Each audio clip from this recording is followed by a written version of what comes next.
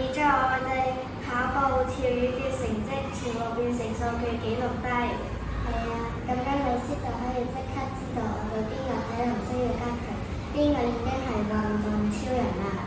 正啊！有咗呢個 AI 幫手，以後我哋嘅體育堂實會更有效、更加好玩。快啲啦，一齊睇下呢段報道，睇下呢個數據大模型點運作啦！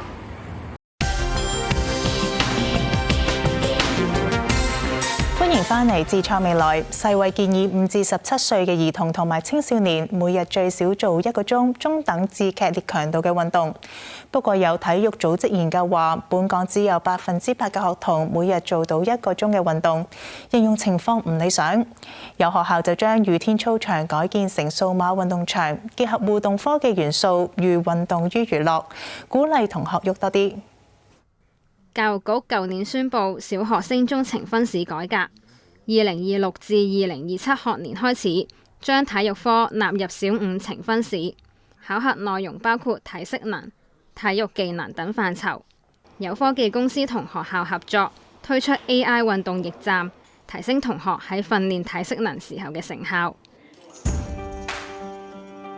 無論係對國家政策又好啦，或者對每一個地方都係嘅，小朋友嘅身心發展、體格發展，其實都係好緊要嘅。而且佢哋係直接影響到學習同埋佢哋情緒方面嘅問題。咁所以健康方面咧，我哋一向都好關注。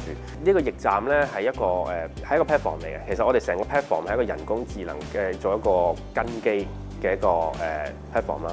我哋主要係透過算法啦。嗱，傳統做運動咧係靠 sensor， 靠啲佩戴，但係我哋咧基本上就純粹係靠視覺去對住鏡頭做運動，就可以收集到一系列嘅數據分析嚇，同埋個精準度都十分之高嘅。我哋呢個運動驛站咧，其實本身咧背後係一個 platform 啦。咁其實咧，我哋大概將佢分咗做3個模組嘅。第一個咧就係叫做佢可以透過喺鏡頭前面唔需要老師嘅協助情況下，佢可以去做運動。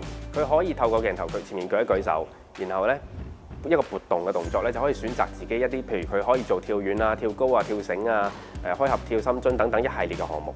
咁第二個模組咧就係體測啦。體測咧就係我哋會幫學校做一啲體測日啊，或者甚至乎嚟緊嘅呈分，包括一啲叫做手握力啊、CMWich 啊、度高步速 BMI 啊等等系列嘅呢啲動作，呢個叫呈分嘅系列嚇。咁第3個咧就係關於跑步嘅，就係可能6分鐘、9分鐘耐力跑啦、短跑、往返跑等等一系列嚇。其實咧成個 platform 係相同嘅，亦都係幫老師去可以減省佢哋嘅人手啦，佢哋可以留翻嘅時間去 set 好啲嘅課程，或者點樣去培育每個學生唔同嘅興趣。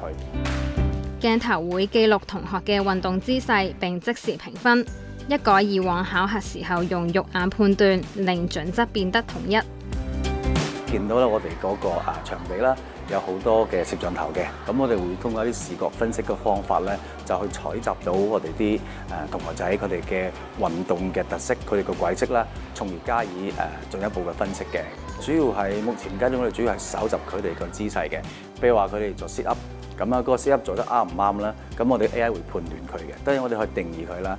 咁比如我哋跳遠啦，咁我哋可以搜集到佢起跳嗰下個角度，同埋當然嗰個距離啊等等，咁咧就可以幫到我哋嘅老師啊，同埋個同學仔佢自己咧就可以見到佢自己嗰個運動個標準，同埋可以點樣去提高嘅。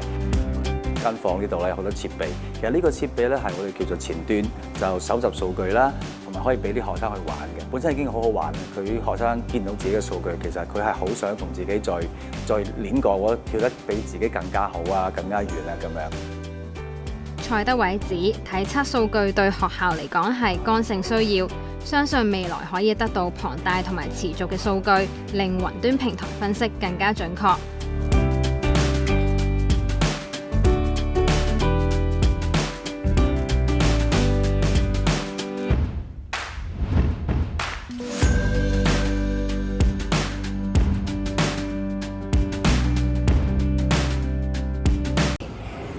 哇！睇完報道，我對呢個 AI 運動數據大模型了解多咗。原來佢唔單止記錄成績，仲可以幫我哋設定個人化訓練目標。係啊，科技真係令我哋嘅體育堂變得更科學、更進步。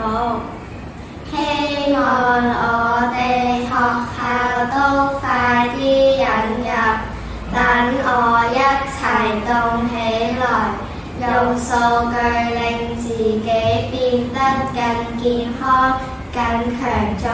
多謝大家。